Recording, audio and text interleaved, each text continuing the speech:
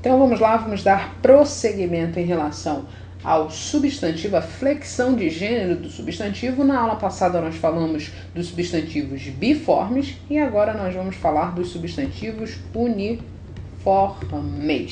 Ótimo. Substantivos uniformes, como o nome também sugere, é o quê? Uma única forma, eu tenho aqui uni de única, formes, forma, ou seja, uma única forma para os dois gêneros.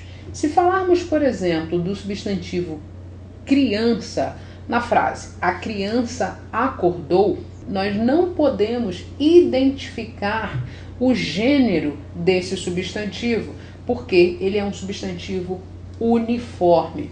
Pode ser, essa criança pode ser uma menina ou pode ser um menino. A gente não tem essa precisão para identificar. Por isso, a partir de agora, nós vamos estudar a classificação desses substantivos uniformes. Então vamos lá, eles podem ser de 3 tipos. Os uniformes, que são considerados epicenos. O que é um substantivo epiceno?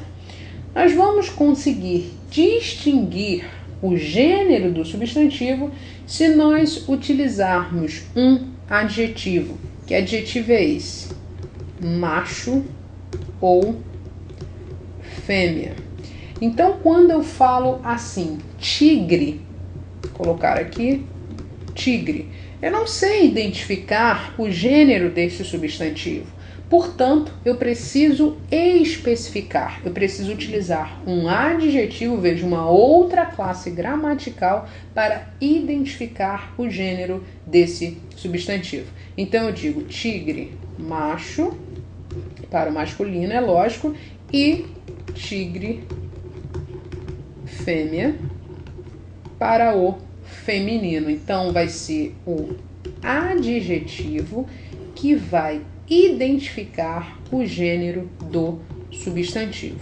Isso aqui é muito legal porque é uma outra classe gramatical. Nesse caso, o substantivo precisa de uma outra classe gramatical para fazer essa correta identificação do gênero. Da mesma forma, eu utilizo o substantivo tartaruga e eu não tenho como identificar o gênero desse substantivo. Novamente, eu vou ter que recorrer a uma outra classe gramatical para a gente identificar, para a gente deixar isso mais claro no contexto. Então, tartaruga macho ou tartaruga fêmea.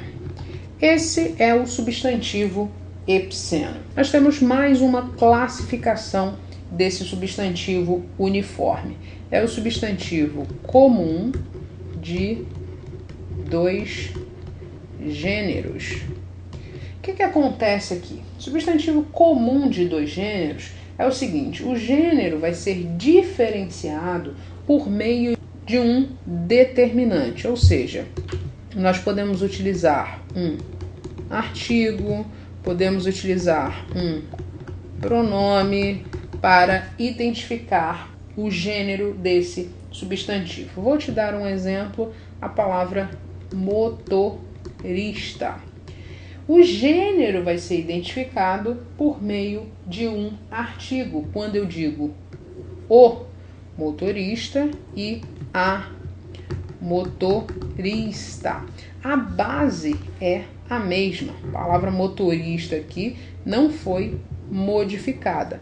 Quem vai determinar o gênero é o artigo, ok? Neste caso aqui, um artigo. Essa qualidade não é específica do artigo. Eu posso utilizar um adjetivo também para identificar o gênero desse tipo de substantivo. Por exemplo, a palavra agora é artista. Eu posso utilizar artista famoso para o masculino, é lógico, ou eu posso utilizar artista famosa para o feminino. Então aqui um adjetivo vai identificar o gênero do substantivo. Nós temos um caso aqui de substantivo comum de 2 gêneros. Temos também um terceiro tipo de substantivo uniforme. Deixe-me apagar aqui. O terceiro tipo chama-se substantivo sobrecomum. Eu não sei se você já ouviu falar nesse tipo de substantivo, mas ele é chamado, é classificado, nomeado, rotulado de substantivo sobrecomum. Vou colocar aqui letra C, sobrecomum. Qual é a principal característica do substantivo sobrecomum?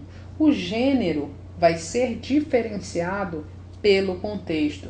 Lembra que quando eu comecei essa aula, eu falei do substantivo criança? É somente pelo contexto que a gente vai identificar o gênero desse substantivo. Logo, criança é um caso de substantivo sobrecomum. Vou te dar um exemplo do substantivo testemunha. Se eu falo simplesmente testemunha, não dá para a gente identificar o gênero dessa testemunha.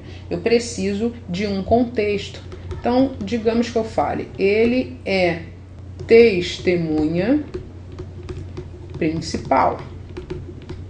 Então, estou aqui me referindo ao gênero masculino. Da mesma forma, eu falo, ela é a testemunha principal.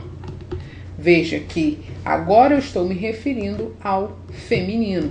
Então a palavra testemunha, que é o substantivo foco aqui, é um substantivo sobrecomum. Não há alteração, não há como a gente identificar esse substantivo fora de um contexto. Um outro exemplo, para que fique bem claro, eu falo assim, Rafael é mais uma vítima. E Alice é mais uma vítima. Perceba que a palavra vítima não foi alterada. Não importa se eu estou me referindo ao gênero masculino ou ao feminino. Essa palavra permanece inalterada. O que vai diferenciar esse gênero é justamente o contexto. Nesse caso aqui eu tenho Rafael, logo eu estou falando do masculino.